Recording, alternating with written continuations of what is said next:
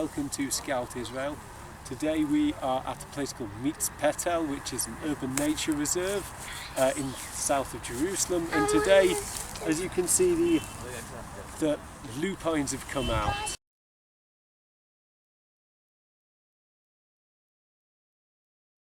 So lupines are a very interesting flower.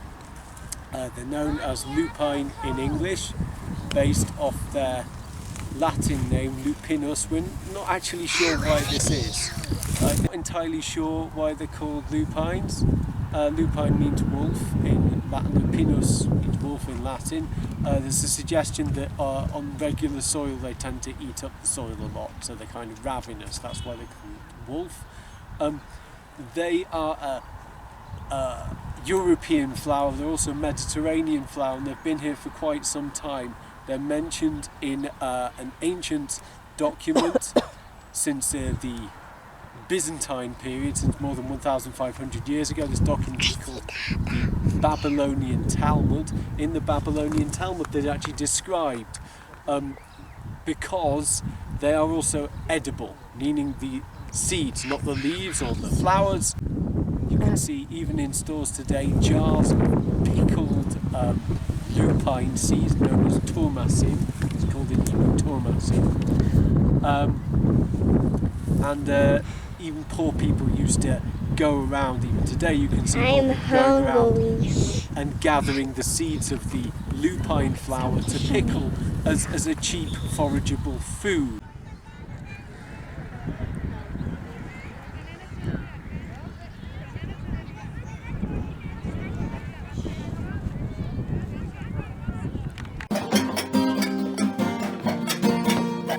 Tree behind me is what's called a shaked, an almond tree. It's a brilliant place to continue a series of videos about urban nature, because this is quite literally a almond tree on the corner of a street, relatively quiet street in the Jerusalem southern suburb. What's so amazing about the shaked is it's one of the first trees in the year to flower. It's normally associated with the festival of Tu B'Shvat. In fact, I was going to include the shaked tree in one of my kids' videos for the Jewish festival of Tu B'Shvat, the New Year for trees. It's associated with Tu B'Shvat because I said the first tree to flower. Really is a fantastic tree. It's mentioned by the rabbis as being an example of eagerness. A tree that's the Jewish people should be like a shaked tree, eager to do the will of God. Some of you might be familiar with the shaked tree in the story of the biblical story of the fight between Moses and the followers of Korach, mentioned in the Bible, as in the book of Exodus, in the story of Korach or Korah and his rebellion against Moses. Moses and Aaron from the tribe of Levi, Levi, are given a challenge from the other tribes. Why should they be in charge?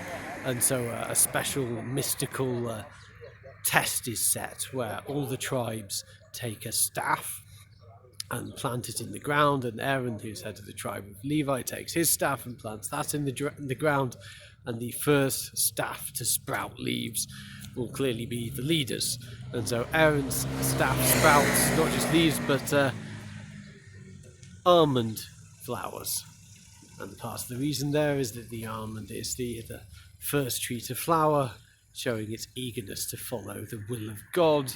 It's also both sweet and sour. Sweet representing mercy, and the kind of bitter taste of the almonds also representing judgment.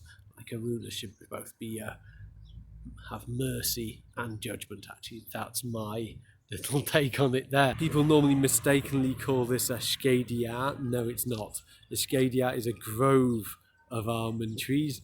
So another thing about almond trees is the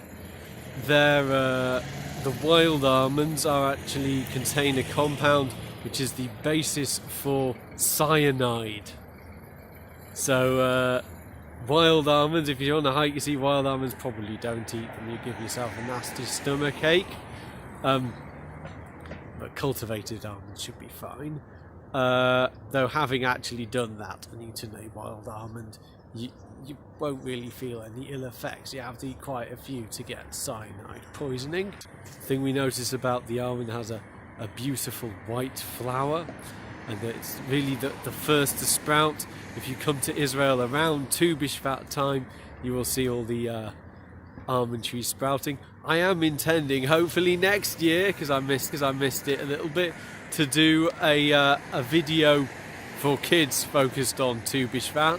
If you're interested in more kid-based videos, please check out my Yisrael Shali, my Israel playlist. Also, I do mention it because it's funny, you think you're going to see a lot of almond trees on Tu B'Shvat, actually depends on the year. I found this year that the almond trees actually sprouted a lot later. So here we go, this is the almond tree. Please feel free to like, to share and subscribe, and remember that I'm a tour guide. At the moment I don't have any work, so you can also show your support not just by liking, sharing and subscribing, but by going to ko-fi.com/scoutisrael and patreon.com/scoutisrael, or just PayPaling me and making a contribution.